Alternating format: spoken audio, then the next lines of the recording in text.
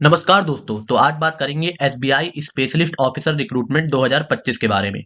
तो देखिए एसबीआई में 996 स्पेशलिस्ट ऑफिसर के लिए जो है वैकेंसीज आई हुई हैं। तो आइए अब इसके बारे में डिटेल से जान लेते हैं। तो देखिए रिक्रूटमेंट बोर्ड जो है वो तो है स्टेट बैंक ऑफ इंडिया की तरफ से रिक्रूटमेंट निकाला गया है।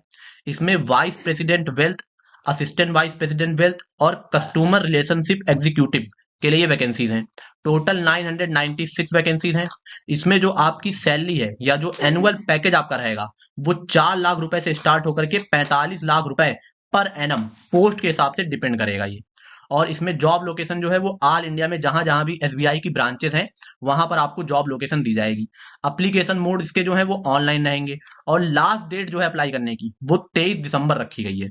और अप्लाई ऑनलाइन का लिंक हम आपको वीडियो के डिस्क्रिप्शन में प्रोवाइड करा देंगे। वहां से जाकर के आप इसके लिए डायरेक्ट अप्लाई कर सकते हैं। अब देखिए, अब अगर बात करें हम कि किस पोस्ट के लिए कितनी वैकेंसीज हैं, तो देखिए वाइस प्रेसिडेंट वेल्थ के लिए यहाँ पर 506 वैकेंसीज हैं। इसी तरह से असिस्टेंट वाइस प्रेसिडेंट वेल्थ के लिए यहाँ पर 206 वैकेंसीज हैं।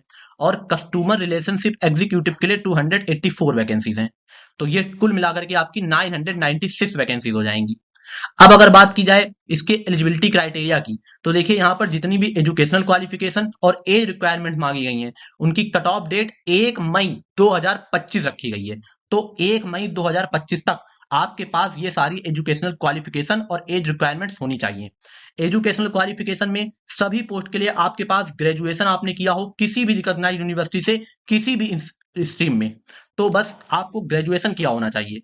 अब बात करें कस्टमर रिलेशनशिप एग्जीक्यूटिव के लिए, अगर आप अप्लाई कर रहे हैं तो आपके पास एक वैलिड टू व्हीलर का ड्राइविंग लाइसेंस भी होना अनिवार्य है। तो आपने ग्रेजुएशन किया हो और आपके पास टू व्हीलर का ड्राइविंग लाइसेंस हो तो आप अप्लाई कर सकते हैं इसके लिए। अब अगर बात करें एक्सपीरियंस की, तो देखिए वाइस प्रेसिडेंट वेल्थ के लिए आपके पास मिनिमम 6 साल का एक्सपीरियंस होना चाहिए।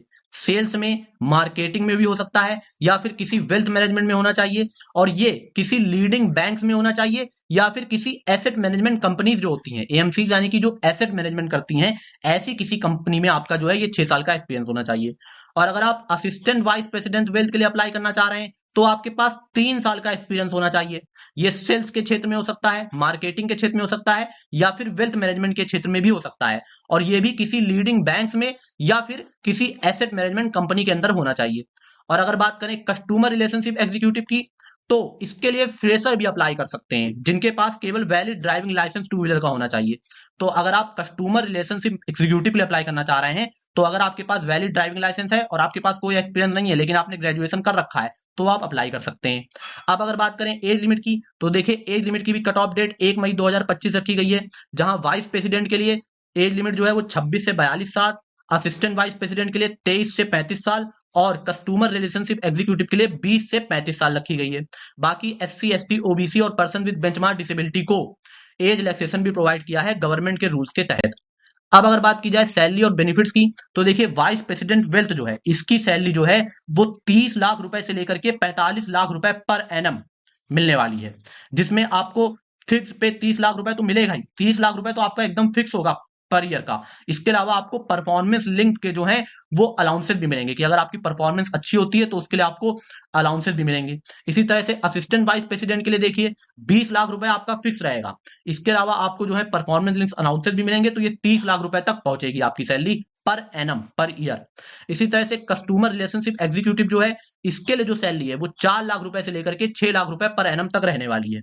इसके अलावा आपको बेनिफिट्स भी जो मिलते हैं उसमें परफॉर्मेंस लिंक्ड पे, अगर आपकी परफॉर्मेंस अच्छी होती है तो उसके हिसाब से आपको उसका अलग से जो है पैसे दिए जाते हैं। मोबाइल और कन्वेंस अलाउंसेस मिलता है, मेडिकल अलाउंसेस मिलता है, 30 डेज की लीव आपको मिलती है हर फाइनेंशियल ईयर में। इसके अलावा देखिए ये जो है कॉन्ट्रैक्ट है 5 साल का, रिन्यूएबल बेस्ड ऑन परफॉर्मेंस, मतलब 5 साल के कॉन्ट्रैक्ट पर ये जॉब है। इसको लेकिन जो है रिन्यू भी किया जा सकता है, 5 साल से बढ़ाया भी जा सकता है जो कि आपकी परफॉर्मेंस पर डिपेंड करेगा। अगर आपकी परफॉर्मेंस अच्छी होती है तो ये 5 साल से ज्यादा चलेगी, वरना आपको जो है 5 साल के बाद इसमें जो है हटाया जा सकता है, लेकिन 5 साल का तो इसमें कॉन्ट्रैक्ट ही है। तो ये हो गया आपका सैलरी और बेनिफिट्स के बारे में। अब अगर बात करें सिलेक्शन प्रोसेस की, तो देखिए इसमें कोई आपका रिटन एग्जाम नहीं होना है। पहले जो शॉर्ट लिस्टिंग कमेटी है, जब आप अपने इसके लिए अप्लाई करेंगे तो बैंक के द्वारा उनको वेरीफाई किया जाएगा, जो शॉर्ट लिस्टिंग कमेटी बैंक के द्वारा बनाई गई है, जिसमें आपकी एलिजिबिलिटी क्राइटेरिया जो है वो सारी चीजें देखी जाएंगी। लेकिन एलिजिबिलिटी फुलफिल होने से का ही मतलब नहीं है कि आपको इंटरव्यू के लिए बुला लिया जाए। कमिटी डिसाइड करेगी कि किस पैरामीटर्स पे उसको शॉर्टलिस्ट करना है, और एडिक्वेट नंबर में जो कैंडिडेट्स हैं उनको उनकी क्वालिफिकेशन और एक्सपीरियंस, जिसके पास जितना ज्यादा एक्सपीरियंस होगा उसको जो है शॉर्टलिस्ट किया जाएगा। और फिर जो है आपका जो फाइनल मेरिट है वो इंटरव्यू के आधार पर बनेगी। जो कैंडिडेट शॉर्टलिस्ट होंगे उनको जो है कॉल आएगा इंटरव्यू के लिए, और वही केवल इंटरव्यू के लिए जाएंगे। और इंटरव्यू जो होगा वो 100 मार्क्स का होगा, और बैंक डिसाइड करेगी कि इंटरव्यू में 100 में से कितने मार्क्स आपको लाने होंगे कि आपका सिलेक्शन हो जाए। और मेरिट लिस्ट जो आपकी बनेगी, फाइनल सिलेक्शन जो होगा वो केवल केवल इंटरव्यू के स्कोर के आधार पर ही आपका फाइनल सिलेक्शन किया जाएगा। तो इसमें कोई रिटन एग्जामिनेशन नहीं है, तो मैं इसका आपको कोई सिलेबस और एग्जाम पैटर्न नहीं बता सकता, क्योंकि केवल इंटरव्यू के आधार पर ही आपका सिलेक्शन होना है। अब देखिए, अब अगर बात करें कि आपको इसके लिए अप्लाई कैसे करना है, तो देखिए यहाँ पर मैंने ये सारे स्टेप लिख दिए हैं। अगर आप इन स्टेप को फॉलो कर लेते हैं तो आप आराम से इसके लिए अप्लाई कर पाएंगे। इसके अलावा देखिए, अप्लाई ऑनलाइन का लिंक हम आपको वीडियो के डिस्क्रिप्शन में प्रोवाइड कर देंगे, और ऑफिशियल नोटिफिकेशन का पीडीएफ भी आपको वीडियो के डिस्क्रिप्शन में मिल जाएगा। तो वहां से जाकर के आप, अगर वैसे तो मैंने सारी जानकारी आपको बता दी है, लेकिन अगर आपको कुछ और डिटेल जाननी हो तो आप ऑफिशियल नोटिफिकेशन के पीडीएफ को पढ़ सकते हैं, और वहां से जाकर डायरेक्ट अप्लाई भी कर सकते हैं।